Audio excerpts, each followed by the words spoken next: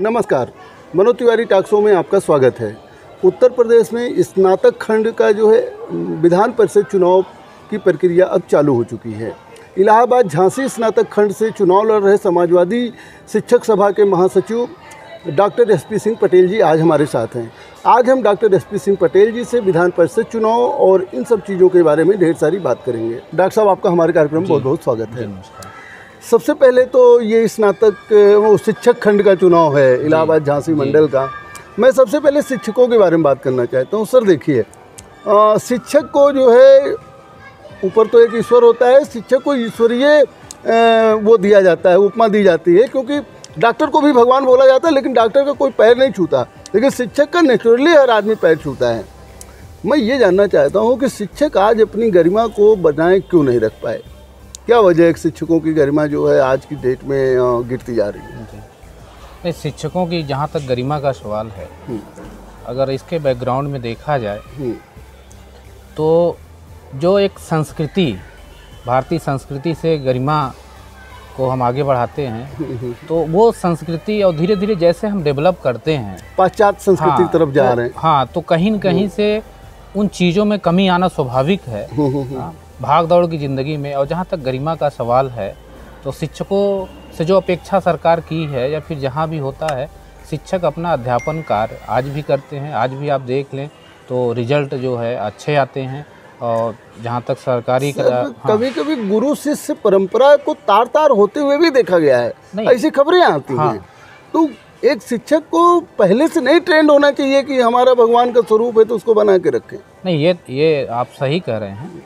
और कुछ ऐसे हो जाता है, 1-2% चीज़ें तो समाज में होती हैं, लेकिन आज भी अधिकतर कहें या 99% कहें, शिक्षकों ने गरिमा को बनाए रखा है। और यहाँ से जो अपने इंडिया से, भारत से बड़ी बड़ी प्रतिभाएं निकली हैं और विदेशों में डंका बजता है इन्हीं गुरुओं के ही कारण बने। अच्छा सर, अब मैं चुनाव पे आता हूँ जी। आप विधान परिषद का चुनाव लड़ रहे हैं इलाहाबाद झांसी खंड से। मैं ये जानना चाह रहा था कि शिक्षक संघ के चुनाव में या शिक्षक विधान परिषद के चुनाव में इंजीनियरिंग कॉलेज के शिक्षक भाग लेते हैं, पॉलिटेक्निक है, और जो है मतलब इंटर कॉलेज के टीचर भाग लेते हैं, और डिग्री कॉलेज के टीचर, यूनिवर्सिटी के टीचर्स भाग लेते हैं। ये प्राइमरी और बेसिक कॉलेज के टीचरों को क्यों नहीं इसमें रखा गया है? इनको यह शुद्ध रूप से सरकारी कर्मचारी माना गया है। अच्छा, बेसिक को। और बीच बीच में इस पे चेंजेज भी होते रहते हैं। अभी खास तौर से वित्त विहीन शिक्षकों को वोटाधिकार नहीं था, मताधिकार नहीं था, लेकिन कानून द्वारा लड़ाई लड़के वित्त विहीन शिक्षकों को भी मतदान में भाग लेने का अधिकार मिला है। तो कहीं न कहीं से आपकी बात न्याय संगत है, तर्क संगत है। इसको आगे चल के विधान परिषद में उठाया जाएगा कि ओवरऑल जितने भी सारे टीचरों को मिलना चाहिए, शिक्षक समुदाय को इसमें शामिल किया जाए, उनकी बातों को, उनकी समस्याओं को। अगर शुद्ध कर्मचारी प्राइमरी टीचर को माना गया है, प्राइमरी टीचर को तो चुनाव लड़ने की छूट है कि सरकारी टीचर नहीं लड़ सकता? सरकारी टीचर नहीं लड़ सकता है। अच्छा, हाँ, जो एडेड प्राइमरी हैं वो लड़ सकते हैं। हाँ, वहाँ तो राजकीय इंटर कॉलेज के टीचर नहीं वोटिंग करते हैं? नहीं, वोटिंग करते हैं। अच्छा, लेकिन वो चुनाव नहीं लड़ सकते हैं। अच्छा, वोटिंग कर सकते हैं, चुनाव नहीं लड़ सकते हैं। Even that central university, Allahabad university जैसे सेंट्रल यूनिवर्सिटी के भी जो शिक्षक हैं, प्रोफेसर हैं, सब लोग वोट करेंगे। तो उत्तर प्रदेश विधान परिषद में वोट करेंगे? हाँ, वो तो सेंट्रल के हैं, लेकिन जो समस्याएं हैं, ये माना जाता है कि इस विधान परिषद परिक्षेत्र में है, तो उनकी समस्याओं को उठाने की, ठीक है, बताने की जिम्मेदारी और जवाबदेही संबंधित एमएलसी की, वो चाहे सेंट्रल एम्प्लॉय हो, चाहे जो है वो राज्य के एम्प्लॉय हो। जी। सर, सवाल तो मेरे पास बहुत है। मैं शिक्षकों को लेकर एक सवाल ये करना चाह रहा था। आप जैसे समाजवादी शिक्षक सभा के महासचिव हैं, हमने देखा कि बड़े गुट हैं, एक शर्मा गुट है, ठकुराई गुट है, वेदपाल गुट है। ये शिक्षकों का जो यूनियन है, इसमें इतने गुट हैं, तो हर की विचारधारा भी अलग अलग होती होगी। तो इसमें शिक्षकों का भला कहाँ है?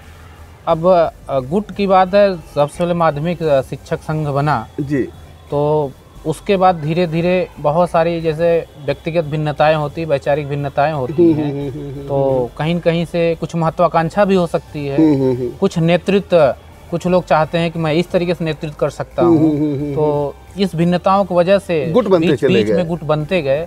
लेकिन जो मूल है वो माध्यमिक शिक्षक संघ ही है, उसी के बैनर तले, उसी की छत्र छाया अरे में मतलब जितने गुट हैं उन सबका जो है विचार यही होगा कि शिक्षकों का जो है परेशानियां दूर हो। सर माध्यम अलग अलग हो सकते हैं, लेकिन उद्देश्य एक है। उद्देश्य एक है। अब सर इसी पर मैं जानना चाह रहा था कि आज आप समाजवादी शिक्षक सभा से जो है चुनाव लड़ने जा रहे हैं, समाजवादी पार्टी के उम्मीदवार होंगे। मैं ये जानना चाह रहा था कि आज शिक्षक समाज की क्या समस्याएं हैं आप देखते हैं मूल रूप से? जी, शिक्षक समाज की खासतौर से माध्यमिक शिक्षा व्यवस्था, जो कि हम लोग माध्यमिक से शुरू करते हैं फिर ऊपर तक जाते हैं जी। माध्यमिक शिक्षकों में अपेक्षाएं बहुत है, लेकिन मूलभूत संसाधनों का अभाव है। अभी आप यहाँ पर आए हैं कॉलेज में, देख रहे होंगे फर्नीचर की व्यवस्था नहीं है और सब कुछ छोड़ दिया गया है व्यक्तिगत संसाधनों पे, साधनों पे। तो इसमें बिल्डिंग्स पुरानी जर्जर हो गई हैं, कॉलेज 50-60 साल के हैं, पुराने कॉलेज हैं, तो उनका बिल्डिंग का जो नवीनीकरण है, उनकी मरम्मत है और नए नए कक्षाओं का है, फर्नीचर नहीं है। तो पुरानी सुविधाओं के आधार पर हमसे वर्तमान प्रतिस्पर्धा की बात की जाती है, तो इसमें सामंजस्य बैठाना थोड़ा सा चैलेंज होता है। स्मार्ट क्लासेस, जैसे अभी जीआईसी में सरकार ने स्मार्ट क्लासेस का कंसेप्ट लाया है, वो बहुत बढ़िया है। इसी तरीके से अगर सभी माध्यमिक कॉलेजों में अगर स्मार्ट क्लासेस हों, तो ये सरकार से अपेक्षा की जाती है या फिर जो प्रबंधक है उनसे अपेक्षा की नहीं, जाती प्रबंधक से अगर अपेक्षा होगी तो बहुत ज़्यादा इन्वेस्टमेंट हो जाता है, बहुत ह्यूज इन्वेस्टमेंट होगा और सबके बस की बात नहीं है। फीस बढ़ जाएगी, बच्चे पढ़ नहीं पाएंगे। उसके बाद उसी हिसाब से वेतन वगैरह, आप अभी वित्तविहीन शिक्षक भाइयों के पास जाएं तो पता चलेगा उनको कितने वेतन में और कितने कम संसाधनों में। ये वित्तविहीन शिक्षक का क्या सर कॉन्सेप्ट है? क्या ये प्राइमरी में होते हैं या इंटर लेवल? नहीं, ये इंटर लेवल में ही होते हैं और कुछ लोग अपना व्यक्तिगत, कुल मिला के अपने व्यक्तिगत साधनों संसाधनों के आधार पे शिक्षा व्यवस्था संपादित करना ही वित्तविहीन शिक्षक या वित्तविहीन कॉलेज कहे जाते हैं। तो अब मैनेजर के ऊपर है कि वो जो भी उपलब्ध साधन संसाधन हैं, इनको तो वेतन भी बहुत कम मिलता होगा। बिल्कुल, निश्चित रूप से इनका शोषण होता है। निश्चित रूप से योग्यता वही है। योग्यता जो एडेड कॉलेज की है, जो उसी आधार पर इनको मान्यता मिलती है कि इतने योग्य शिक्षक आपके क्वालिफाइड होने चाहिए और उसी आधार पे कहने मतलब समान योग्यता पर समान वेतन नहीं मिलता है। कहीं न कहीं से प्रबंधकों की भी मजबूरी होती है। मौलिक अधिकार का ना, नहीं ये तो सदन में उठानी चाहिए। निश्चित रूप से कई बार उठा है कि समान कार्य के लिए समान वेतन जैसी चीज़ों पे। अब आप सोचिए कि एक न्यूनतम वेतन मजदूरी निर्धारित है, उससे भी कम मिलता है।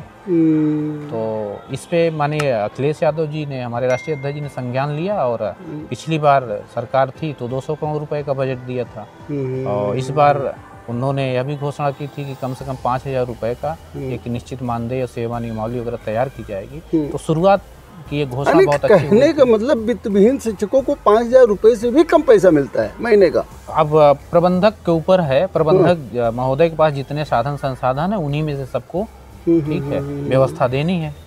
5,000 से कम भी हो सकता है, 10,000 भी जा सकता है। अगर फीस ज़्यादा है तो उसी हिसाब से एडजस्ट होता है, लेकिन स्थिति ठीक नहीं है। अभी महोबा में टीचरों ने जो है एक मीटिंग किया था, उन्होंने मांग किया था कि हमारा वेतन और एरियर मिले। यानी अध्यापकों के भी वेतन और एरियर रुक जाते हैं। हाँ, एरियर तो खास तौर से एडेड कॉलेज में होता है। एरियर उनका चयन वेतनमान होता है या फिर और किन्हीं कारणों से वेतन रुका हुआ है तो एरियर यूज होता है। एरियर सब। अच्छा सर, अभी तो आपने माध्यमिक शिक्षकों की बात की, जबकि आप वोट जो है वो डिग्री कॉलेज और महाविद्यालयों के भी लेते हैं। आप वहाँ क्या समस्या देखते हैं और ये समस्या क्या एक दिन की है? हायर में भी लगभग ऐसे ही मिलती जुलती समस्या है। जैसे वहाँ पे यूजीसी मानकानुसार लिखा जाता है वेतन, जैसे वहाँ पर लगभग 30,000 के आसपास, जो असिस्टेंट प्रोफेसर है 25,000 यूजीसी का मानक है वेतन देने का। लेकिन वहाँ भी जो निजी कॉलेज हैं उनके अपने संसाधन इतने नॉर्म्स होते हैं कि करोड़ों रुपया इन्वेस्ट करना पड़ता है किसी भी प्रबंधक को। बिल्डिंग तो लिखवा लेते हैं 30,000 दे रहे हैं, देते हैं 10,000। अब उनके ऊपर है, लेकिन कोशिश करते हैं प्रबंधक गण देने की, लेकिन अब उसी संसाधनों से कितना कर पाते हैं। मतलब सरकार नहीं वेतन देती है, सरकार नहीं देती। तो ये गेस्ट टीचर जो है होते हैं ये नहीं, वो सारी योग्यता यूजीसी के मानक के अनुसार जो नेट पीएचडी होना चाहिए, नेट क्वालिफाइड होना चाहिए, सारी योग्यता होनी चाहिए। जो एडेड में है या गवर्नमेंट में है, सभी की योग्यता सेम है, तभी वो जो उनका अप्रूवल होता है। आफ्टर अप्रूवल जो है वेतन यूजीसी कहती भी है कि इतना जो है वेतन मिलना चाहिए, लेकिन अब यह प्रैक्टिकल में उतना देखा नहीं गया है क्योंकि बहुत सारी चैलेंजेज होती हैं। तो हम लोगों की इसी पे डिमांड है इस बार। हमारी मांग है, हमारी घोषणा पत्र में मांग में है कि कम से कम जिस तरीके से हम वित्तविहीन माध्यमिक विद्यालयों के शिक्षकों की मांग कर रहे हैं, इसी तरीके से हमारे जो हायर डिग्री कॉलेज में हैं उनको भी सरकार एक निश्चित मानदेय की घोषणा करे, ताकि इतना हायर क्वालिफाइड हमारा जो शिक्षक है पीएचडी करके वो सरकारी प्यून के बराबर भी तनख्वाह नहीं पा रहा है। एक कुंठा हो जाती है ना अंदर, कितना पढ़े लिखे हैं हम, अपने बच्चों को किस तरीके से पढ़ाएं, जीवन यापन करें, अपना जो लाइफ। अच्छा नेताजी, एक बात बताइए, विधान परिषद सदस्य डायरेक्ट जनता से नहीं चुना जाता है, जनता से उसका कुछ लेना देना नहीं होता, तो क्या विधान परिषद सदस्य अपने पद के साथ न्याय करते हैं? नहीं, न्याय तो करते ही हैं। अब मैं अभी आपको एक उदाहरण बताऊं। अभी जो नया मानक है विद्यालयों की मान्यता के लिए, कल है, यह सरकार लगभग एक औसतन है 11 लाख रुपए, 11 लाख रुपए एक नया मान्यता विद्यालय का लेना हो और जमीन डबल हो तब जाके मान्यता देगी। इस संदर्भ में 11 लाख क्या सिक्योरिटी जमा करवाते हैं? सिक्योरिटी है और बहुत सारे फैकल्टी की है, सारी चीज़ों को मिला के औसतन 11 लाख रुपया है। तो इस संदर्भ में जहाँ तक न्याय की बात आप कर रहे हैं, हमारे जितने भी समाजवादी पार्टी के माननीय एमएलसी हैं, हाँ, वो लाल बिहारी यादव जी माननीय बनारस से एमएलसी हैं, आशुतोष सिन्हा जी बनारस से वो स्नातक एमएलसी हैं, और डॉक्टर मान सिंह यादव जी यहाँ से इलाहाबाद झांसी परिक्षेत्र से स्नातक एमएलसी हैं। सभी ने विधिवत और बेहतर तरीके से इस मुद्दे को उठाया सदन में, और सरकार कहीं न कहीं इस पे सोचने के लिए मजबूर हुई है। तो यह एक प्रकार से निश्चित रूप से जो प्राकृतिक न्याय है, जो पढ़े लिखों के साथ अन्याय हो रहा है, इसके प्रति बुलंदी से आवाज उठाई जा रही है, इसमें कोई संशय नहीं है। अच्छा डॉक्टर साहब, एक चीज़ बताइए, अभी इलाहाबाद झांसी खंड से जो है एमएलसी इसी कोटे से, जिससे आप लड़ सुरेश त्रिपाठी जी हैं, शर्मा गुट के जी, आप उनके कार्यों से कितना संतुष्ट हैं? नहीं, उनके कार्यों का मूल्यांकन तो हमारे शिक्षक गण करेंगे। ठीक है, हम जिन मुद्दों के साथ आ रहे हैं, ठीक है, उन मुद्दों को हम लोग निश्चित रूप से समाजवादी पार्टी के माध्यम से सदन में सॉल्व कराएंगे, और समाजवादी सरकार बनने पे 100% सॉल्व करेंगे। और उनका मूल्यांकन मैं नहीं कर सकता हूँ, वो शिक्षक गण करेंगे मतदान के माध्यम से। अच्छा, एक चीज़ और बताइए नेताजी, अक्सर देखा जाता है कि शर्मा गुट ज़्यादा जो है हावी रहता है जी, आखिर क्या वजह है कि शिक्षक एमएलसी चुनाव में समाजवादी पार्टी हो, भारतीय जनता पार्टी हो या बहुजन समाज पार्टी हो, पार्टियों की राजनीति नहीं चलती है? क्या शिक्षक दलगत भावना से ऊपर ही होके शर्मा गुट को ज़्यादा वो करते हैं? एक समय था जब संगठन हावी हुआ करते थे, लेकिन संगठनों में भी कहीं न कहीं से राजनीतिक पार्टियों के प्रति लालसा रही है कि हाँ, इनका समर्थन सहयोग मिल जाए।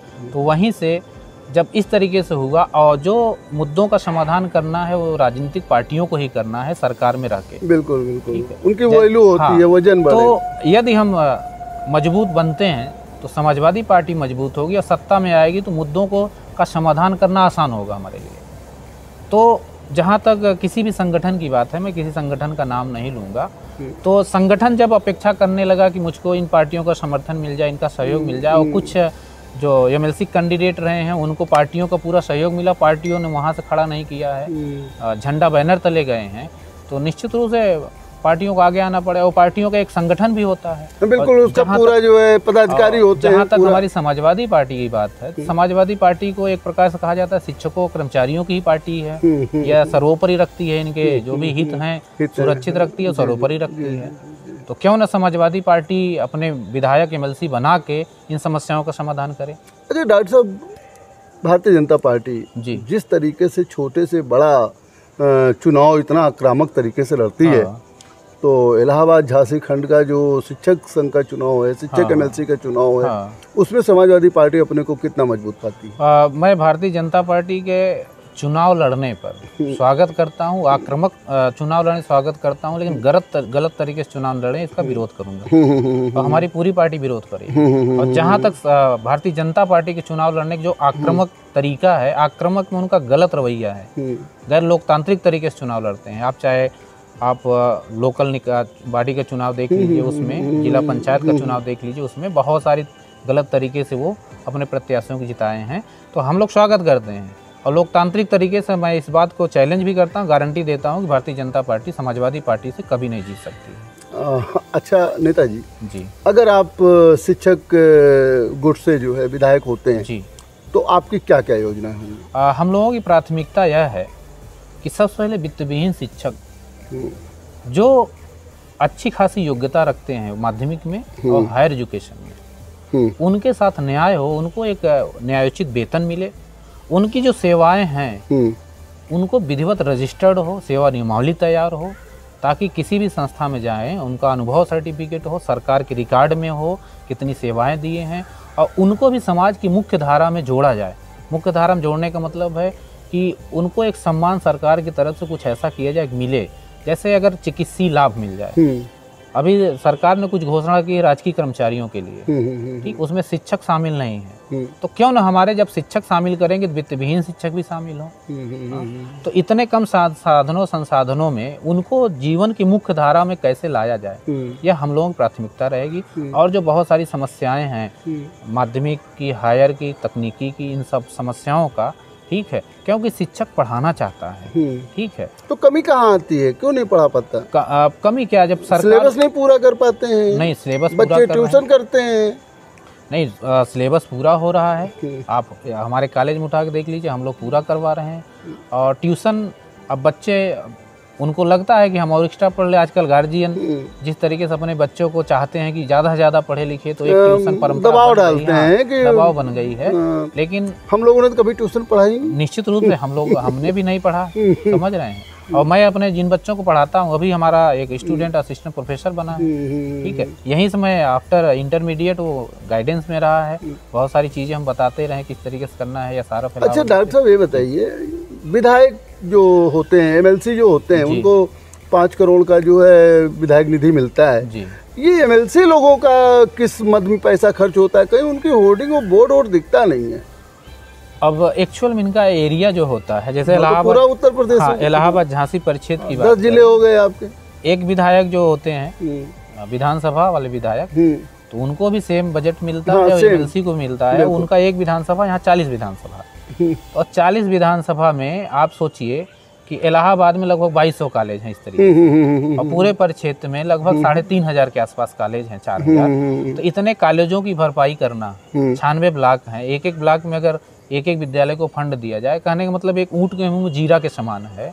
तो होर्डिंग, बैनर, पोस्टर लगाने की जरूरत नहीं है। और इस कार्यकाल में किसी विधायक के लिए सबसे बड़ी चुनौती होती है कि इस फंड को 40 विधानसभाओं में कैसे संतुष्ट किया जाए सबको। 40 विधानसभाओं में कॉलेज भी बहुत है। हाँ, तो इस पर आरोप लगता है कि फंड खा गए। आरोप लगता है, लेकिन अगर विधिवत बेहतर मैनेज किया जाए तो संतुष्ट हो जाएंगे सारे हमारे जो भी। नहीं, आपको नहीं लगता कि भाई देखो, विधायक का एक विधानसभा होता है, उसको तो 5 करोड़ सही है, आपका 40 विधानसभा होता है, आप लोगों को तो 100-200 करोड़ रुपए मिलने चाहिए विधायक। मैंने इसकी कैटेगरी बनानी चाहिए। जो स्थानीय निकाय के विधायक हैं, उनके कुछ 4-6-10 विधानसभा होते हैं, उनको कुछ कम लेकिन ज्यादा जिसके होते हैं। शिक्षक एमएलसी में भी अभी आपका गोरखपुर, फैजाबाद देख लिया जाए तो 17-18 जिले हैं। अब बताइए, आपके उन्नाव, और कानपुर देख लिया जाए 3 जिले हैं, केवल 3। हाँ, तो इस तरीके से इसमें भी पुराना परिसीमन जो था उसके आधार पे, नंबर ऑफ टीचर्स के आधार पे बनाया गया था। तो निश्चित रूप से उस बजट को भी उसी हिसाब से संशोधित करना चाहिए सरकार को। अच्छा डॉक्टर साहब एक चीज बताइए, मैंने तो देखा है कुछ डिग्री कॉलेज डिग्रियां बांट रहे हैं। कहने का मतलब ये कि बस इतना नकल, इस तरीके का जो है, मतलब बस केवल आदमी एडमिशन करा ले, कभी क्लास ना ले, कभी ना पढ़ाई करे और डिग्री मिल जा रही है। इस तरीके का भ्रष्टाचार आपको नहीं लगता कि शिक्षक होने के नाते समाप्त होना चाहिए? निश्चित रूप से भ्रष्टाचार जब शुरू हुआ तो वो बहुत बड़ा रूप ले गया अंत में, ठीक है। कोई फर्जी तरीके से या दूसरे बैकडोर से डिग्री लेता है तो वो कहीं न कहीं से आगे जाके समाज में उतना अच्छा नहीं करेगी जितना एक मेहनत करके बिल्कुल काम करने वाला है। तो ऐसी चीज़ों पे मेरा मानना है कि तुरंत रोक लगनी चाहिए। ऐसे ये सही है, कैमरे के सामने तो सब बोलते हैं, लेकिन ये मामला एक दिन का तो नहीं है ना? बिल्कुल नहीं। तो और पहले की सरकारों ने क्यों नहीं प्रयास किया? वर्तमान सरकार से ही सब उम्मीद क्यों करते हैं? नहीं, वर्तमान सरकार से नहीं, पिछली सरकारों ने विद्यालय खोलने का काम किया था। विद्यालय खोलने के लिए उन्होंने थोड़ा लचीली व्यवस्था दी ताकि ज़्यादा से ज़्यादा विद्यालय खुल सकें। तो इसमें होता क्या है कि 2-4% लोग, ठीक है, जिस उद्देश्य से विद्यालय खुलवाए जा रहे हैं उस उद्देश्य से न खोलकर व्यक्तिगत रूप से लाभ लेना चाहते हैं, कुछ इधर उधर करके डिग्रियां बांटना चाहते हैं। तो उस पे जो भी वर्तमान सरकार हो, उस समय की सरकार जो प्रतिबंध लगाए, शिक्षा माफिया, नकल माफिया, ये सब आते हैं। हाँ, और तमाम लोग ऐसा करते हैं जी। क्या एक अगर आप एमएलसी बनते हैं एक शिक्षक होने के नाते क्या इन सब टर्म को ख़त्म करवाने के लिए या इसके रीजन को ढूंढने के लिए कोई काम करेंगे? नहीं, टर्म तो हरदम रहेगा, माफिया शब्द तो रहेगा, ठीक है, लेकिन इन शिक्षा सब जैसे चीजों शब्दों से बिल्कुल 100% अंकुश लगना चाहिए। हाँ, शिक्षा जैसे शब्द से तो नहीं जोड़ना चाहिए। बिल्कुल बिल्कुल अंकुश लगना चाहिए। और जहाँ भी जिस तरीके से चीज़ें आएंगी, हम लोग मौका मिलेगा तो सदन से रह के सरकार तक को इसको हम लोग सूचित करते हुए, ठीक है, इस पे टोटल अंकुश लगाना शिक्षा व्यवस्था ही नहीं, पूरी अर्थव्यवस्था, पूरे समाज के लिए हित कर रही है। चलिए, मैं 2 क्वेश्चन मेरे अंतिम हैं और उसमें से पहला ये है कि सर 10 जिले हैं और प्रयागराज में सबसे ज़्यादा वोट है जी, और जिलों में वोट क्यों नहीं बन पाते हैं या वोटिंग के प्रति शिक्षक जागरूक नहीं होते हैं, क्या वजह है? नहीं, और जिलों में उतने कॉलेज नहीं हैं। अच्छा अच्छा। जैसे अभी एक छोटा जिला जैसे ललितपुर है, महोबा है, तो क्षेत्रफल तो ठीक है, लेकिन दूर दराज, चूँकि वहाँ पे जो पॉपुलेशन डेंसिटी है वो कम है, हाँ, कम है, ठीक है, लिटरेसी रेट ठीक ठाक है वहाँ भी, लेकिन हम लोग जब जाते हैं तो दूर दराज गांव हैं बहुत सारे, तो अब 100-150 कॉलेज हैं, 200 कॉलेज हैं पूरे जिले में, और यहाँ पर 182 एडेड कॉलेज हैं, लगभग 1100-1200 आपके वित्तविहीन कॉलेज हैं, 400 के आसपास डिग्री कॉलेज हैं वित्तविहीन, 200 के ऊपर जो है आपके ITI कॉलेज हैं, तो एक हब रहा है इलाहाबाद, तो इसीलिए वोटर भी यहाँ वोटर ज़्यादा बनते हैं। अच्छा डॉक्टर साहब, इलाहाबाद झांसी मंडल में जितने जिले आते हैं सब शिक्षकों को आपकी तरफ से क्या संदेश है? मेरा यही संदेश है कि मैं समाजवादी पार्टी से प्रत्याशी बनाया गया हूँ। सारे शिक्षक समुदाय इस बात का अवलोकन करें कि समाजवादी पार्टी ने शिक्षक समुदाय के लिए, शिक्षा के लिए जितना किया है उतना किसी ने नहीं किया है। तो आज मौका है, एक तरफ भारतीय जनता पार्टी है जो शिक्षा व्यवस्था पर पूरी तरीके से कुठाराघात कर रही है, वह नहीं चाहती है कि जो शिक्षा व्यवस्था आगे बढ़े, वह विभिन्न तरीके से रोक लगा रही है। तो इन सब चीज़ों का अवलोकन करते हुए समाजवादी पार्टी के पक्ष में, ठीक है, माहौल बनाएं और शिक्षा व्यवस्था पर जहाँ कुठाराघात हो वहाँ आवाज़ उठाए, चाहे कोई भी हो। जी चलिए डॉक्टर साहब, आपने हमारे टॉक शो में भाग लिया, इसके लिए आपको बहुत बहुत धन्यवाद। बहुत बहुत आभार। जैसा कि आपने देखा, इलाहाबाद झांसी खंड से शिक्षक संघ के तहत शिक्षक स्नातक चुनाव में जो है समाजवादी पार्टी के समाजवादी शिक्षक संघ के महासचिव डॉक्टर SP सिंह पटेल जी थे। आपने बताया कि शिक्षकों की आने वाली समस्याओं का वो जो है पुरजोर तरीके से सदन में आवाज़ उठाएंगे। आपने कहा कि सामान्य कार्य का सामान्य वेतन मिलना जरूरी है, ये मुद्दा जो है इनका रहेगा और इन्होंने अपील किया कि सभी लोग इनको वोट दें। आगे भी हम आपको डॉक्टर SP सिंह पटेल से मुलाकात करवाते रहेंगे। देखते रहिए मनोज तिवारी टॉक।